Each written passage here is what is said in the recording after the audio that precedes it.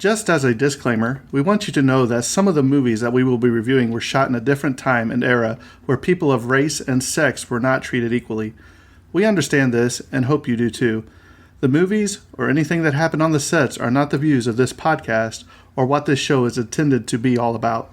Exactly. And we want to give due diligence in presenting the movie and not the views of the cast or directors or anyone involved. But we also feel it's necessary to let the audience know some of the background information to get a feel for what was happening at the time of shooting the film. Again, we hope you understand that we do not agree with everything that went on, and we just want to give out the information.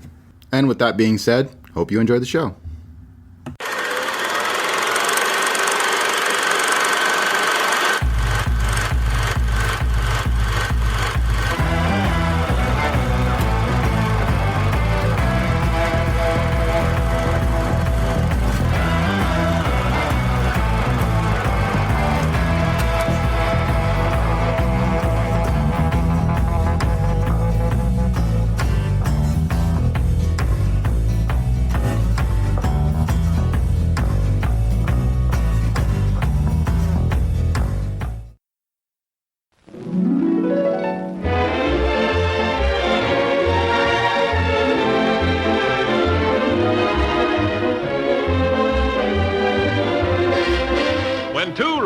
Go-getting guys are in love with a hard-to-get girl, the wedding march is sure going to be paced by the battle hymn of the Republic.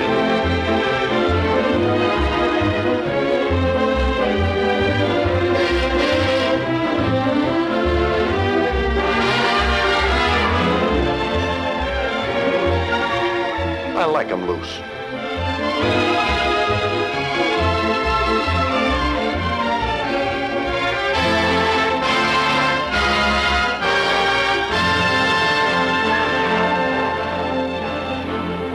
And what an... Oh, now. Have a wife? Connie, I've loved you for a long time. Connie, I think Carl is just about one of the nicest fellows I could ever hope to meet. But I think you ought to marry me. You know a man named Steve Mason? What's the matter? Did something happen to him? He's down at the precinct in a lot of trouble. He claims you might be able to clear it up. The romantic relationships of the parties involved have nothing to do with this case. You've got nothing but the weakest kind of circumstantial evidence. What's he got to do with this anyway? He's my attorney. Well, he's my fiancé. We're to be married New Year's Day. And what were you doing in the park with this guy 8 o'clock Christmas morning?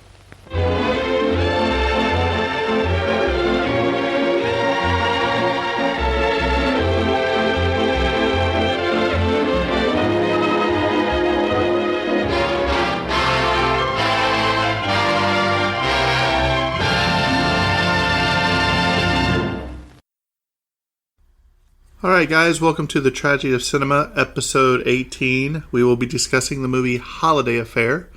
I am your host, Jimbo, and Terrence has been down for the last couple days with a migraine, so he's not going to be here today, so I'm going to do this solo. So, normally I ask Terrence a question at the beginning of this, and I guess I'm just going to throw it out to the audience, and I would like you to answer either email at thetragedyofcinema, all one word, at gmail.com, or you can throw it on the Facebook group page. And my question to the audience today is, what is your favorite black and white film? Now, I know there's a lot of different genres, a lot of different eras. I mean, we're talking like The Miracle on 34th Street. You can go Dracula, this movie. So there's all kinds of different ways you can go about this. But I'd like to be interested. I'd like to hear what everyone's different thoughts are on that. Also, as of between last episode and this episode, our Patreon is up and going fully and strongly. If you don't know what Patreon is, it's basically a monthly subscription, for a bit lack of a better word, to the podcast. That stays goes right back into the podcast, helps us get new equipment and stuff. So if you'd like to donate any amount, I started the donations at $1, and you can go as high as you want. But just go to www.patreon.com and search The Tragedy of Cinema. You'll see different stuff on there about how you can donate and all that. So again, there's no pressure, and don't worry if you can't. You're still going to get the same podcast that we put out. We just might do a little extra stuff for our Patreon content. We're still discussing several things to do. One of them might be a watch along where we tell you to press play on your DVD or whatever or digital, and we'll turn the sound down here so we won't be doing any copyright stuff. Then we'll just talk through the movie. But I'd like to go ahead and give a special shout out to our first Patreons. We have David Martin, Samuel Farrell, Emily Iconelli, I hope I pronounced that right. I mess that up every time. And Patrick Goodnight. So thank you guys for being the first Patreon supporters of this show. Also, if you'd like to join our Facebook group page, the Tragedy of Cinema podcast group, you're going to have to answer a security question to actually get into the group, and the answer is either Jimbo or Terrence. If you can't get in, get a hold of me or Terrence, Samuel Farrell, or our new administrator, Laura Martin, and we can slide you guys in. Also, if you would like to leave us a review, we had one review this week. I'm getting ready to read it. And that review was from Magic Man 1998. He gave us 5 stars. Great listen. Fantastic podcast. Great banter between Jimbo and Terrence. Never get boring and held my attention. All in all, can't wait for more. But I'm never going to sign that token. Update, he signed the token. That's an inside joke between me and him. So he signed it, so we'll leave it at that. And also, if you have a question or a suggestion about a movie or would like to be a guest on the show, email me at thetragedyofcinema@gmail.com and we'll see what we can do for you to get you on here. And also, we have new listeners. We have new listeners in India. So I believe we're up to 12 different countries. So that's pretty cool. So with that being said, we're going to jump right into this. It's a shorter one, and it's not really a major one. And I know Terrence wouldn't have time to watch this movie anyway. But it was requested a long time ago. And so I'm going to jump right into it. It's a fantastic movie. It is Holiday Affair.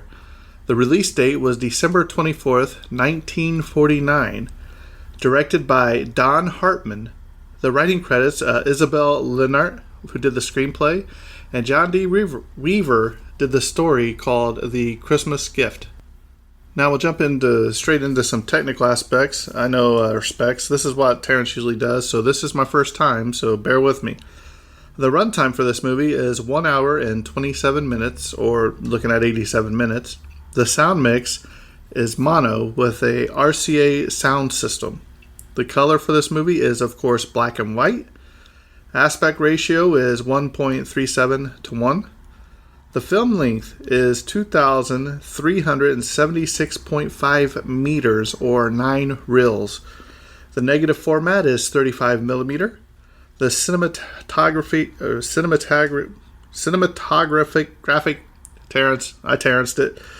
process is spherical. The printed film format is 35 millimeters. And so we'll jump into the awards. The sad thing is there were no awards for this film.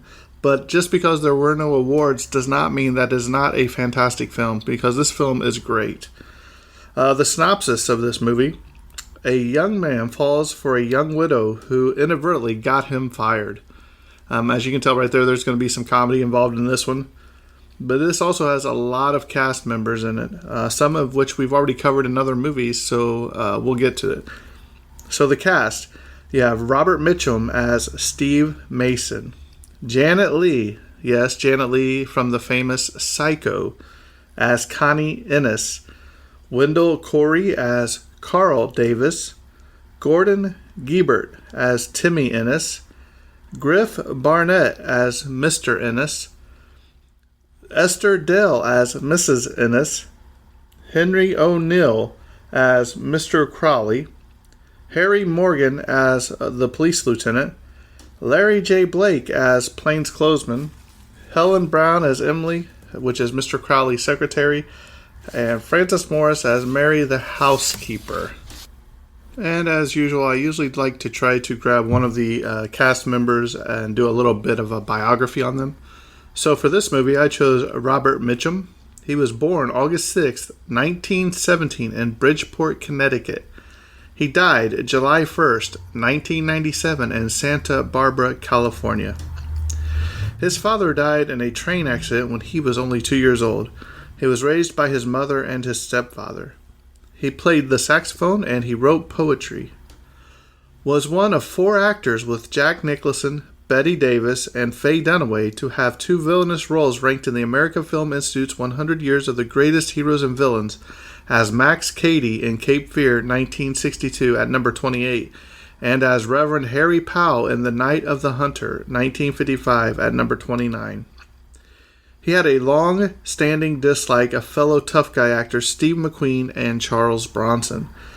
President Dwight D. Eisenhower would never allow any of Mitchum's movies to be played in the White House due to the actor's marijuana possession conviction. He had a photographic memory. He was able to glance at a page and memorize all of his lines instantly, and he rarely rehearsed as a result. I mean, how awesome is that? That would be so awesome. He is considered to be one of the most underrated actors of the Golden Age. The only difference between me, these are some quotes, the only difference between me and my fellow actors is that I've spent more time in jail. And this is probably one of my favorite quotes. He says, "How do I keep fit? I lay down a lot." Asked what he looks for in a script before accepting a job, his reply, days off.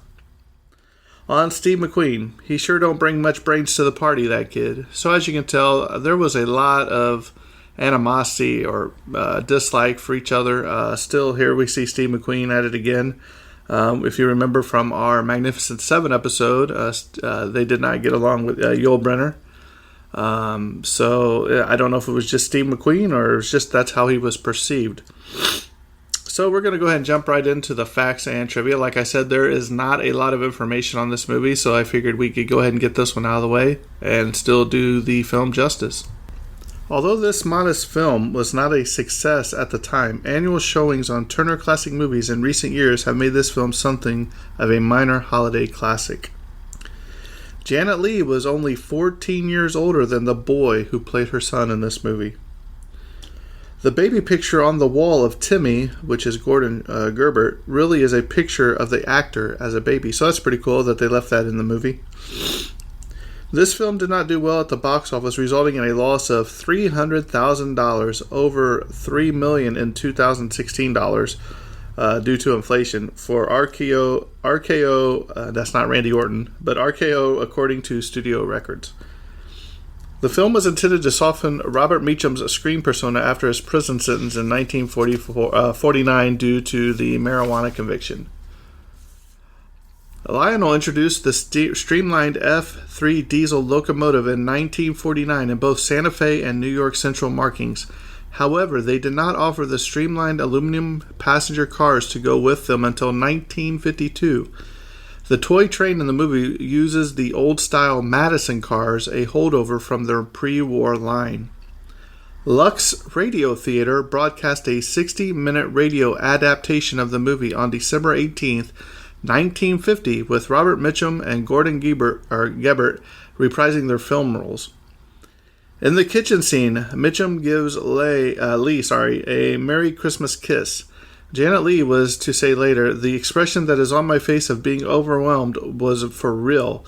Mitchum was later to say, "I wanted to make the kiss memorable, as though the characters were never going to see each other again. The perks of being an actor are, at times, not too bad." Producer and director Don Hartman makes a cameo appearance as a man leaving a phone booth. The address of the rooming house where Robert Mitchum's character is living at the end of the film, given as number 137 Christopher Street, is the address for the entrance for the Port Authority Trans-Hudson Rapid Transit System serving Newark, Harrison, Hoboken, and Jersey City in metropolitan northern New Jersey, as well as lower and midtown Manhattan. The address, which has been there since 1912, may have been chosen by the producers since it's not an actual residential address. Crowley's was a real department store chain in Detroit and the suburbs of Detroit. The store was founded in 1909 by the Crowley family. Early on, it was known as Crowley Milner. The first store was a large multi-story building in downtown Detroit where there were rivals to the other large department stores in Detroit, J.L. Hudson. Crowley's and Hudson's always spent lavishly on their holiday to decorate their stores and put on Thanksgiving and Christmas parades. But stores grew a great deal until the 1970s when Crowley's closed its downtown store for good. The suburban locations did well, and the family elected to sell the company in 1985. The Crowleys' name remained in the Detroit area, going through ups and downs until the 1990s. You know, that reminds me, with that fact, that downtown Indianapolis, I remember going down as a kid downtown, and my parents taking me, and there was the decorations of some of those stores are still stuck in my mind. I can't remember the exact name of which store it was, but I remember going inside, you know, just the window decorations by itself, but you would go inside and you would get to ride the train to go see Santa Claus, and you got in this little train and it drove you all the way back through basically to the North Pole, and you would get to go see and sit on Santa's lap, get your picture taken, and not only that, but I remember riding the escalators upstairs, and you would go up there and you would decorate your own Christmas cookie, and you would color pictures. Something you don't see a lot of today. I kind of miss that. Those of you that live in the Indianapolis area, I'm sure you know what I'm talking about. Maybe some of the listeners in your town have had some similar circumstances. If you do, drop us a line on Facebook or an email, and I'll read them on the air if you guys have some of those fond memories like I do. So just thought I'd throw that out there from a personal experience. The opening credits. The characters and events depicted in this photo play are fictional. Any similarity to actual persons, living or dead, is purely coincidental. And that's a famous saying most of the times, whether you read a book or they sneak it in the movies. Sometimes they're in the end credits. If you stick around long enough and you're reading along, they'll throw that in there. So now we're going to talk about a few movie mistakes, and we're almost done. Like I said, there's not a lot about on this movie. When Timmy opens the box containing the train set his mother buys, he quickly rewraps the box, leaving a small amount of the tissue paper hanging on the outside of the box. In the next scene, the paper is not hanging outside of the box. When Connie brings the gift-wrapped box with the train set from her bedroom to the living room, she places the box on a table next to the wall with the ribbon on the box parallel to that wall. In the next shot, the ribbon is perpendicular to the wall. At the dinner table, after Mrs. Ellis makes a remark about Steve's tie, he pulls it out from inside his coat and holds it in his hand. When the camera cuts to a close-up of Steve, the tie is tucked back inside his coat. The film appears to take place in New York City, but the store that Robert Mitchum works at is Crowley's, which was only in downtown Detroit. When Wendell Corey and Janet Leigh are dining out, Corey requests 2 martinis, one with 2 olives. When the martinis arrive, Corey's martini obviously has 1 olive, and it appears Lee's martini also only has 1 olive. And lastly, when Timmy is taking everyone's picture at dinner with his new camera, there is no flash bulb in the flash. None of the pictures would have came out. So there you have it, Holiday Affair. If you haven't seen this movie, give it a check it out. It's really well done, especially when they're fighting over. Those of you that have seen it, you know what I'm talking about. There is some moments in this movie that stick with you, and it has kind of become a holiday classic in recent years. So we're turning the corner. It's just now August, so we're getting into that holiday season coming up. So maybe give this one a check out this year. I told you the next time we record, we were going to do The Godfather. That I didn't want to do that without Terrence because that is a big one. And I know these are some of these slower movies like this. He doesn't mind because he's not going to have time to watch all of these. So I've got a couple more of these I might throw out there when he's not available. So yes, Sam Farrell, we will be doing your Godfather the next time Terrence is available. Also, I did a couple of interviews for the podcast. One is when we do The Godfather, you will actually get to hear Sam Farrell discussing The Godfather. His knowledge on that movie is unbelievable. So we talked about a half hour for that. Also, coming up for a special request all the way over from Australia will be Star Trek First Contact.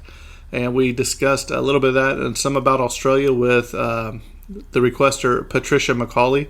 And you will be able to hear her and her accent. And it's pretty awesome when her little son jumps on there, Mark. And he just takes over the podcast at the beginning. So we talked to Mark for a few minutes about Batman and Thomas the Train and Blippi and all these other things. So stay tuned and be on the lookout for that. Like I said, thank you guys for listening.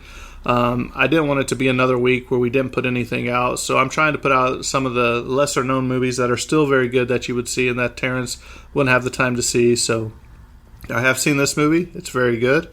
If you like holiday movies and love stories and all that, check it out. Thanks again. If you haven't left us a review, go to iTunes. And while I'm talking about that, if you haven't left us a review, please leave us a review on iTunes, because that's the quickest way for us to move up from the charts. But also, if you're in a different country, I discovered this week that I cannot see the reviews that you guys have left. So if somebody is over in Spain or France or Britain, I have somebody in Australia that's going to be keeping an eye out. Please email those to me. I'd like to read them on the air, but I just do not have visibility to them. So if you can send those to thetragedyofcinema@gmail.com, I will read those on the air, and I don't want to forget about everybody.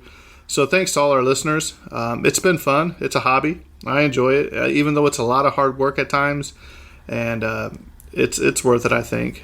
So we enjoy doing it. So sorry this is a shorter episode, but like I said, some of these movies, there is just not enough time or not enough information for these movies, but they still should be talked about, and they still should be seen at least once. So with that being said, I think that's a wrap on this episode, and cut.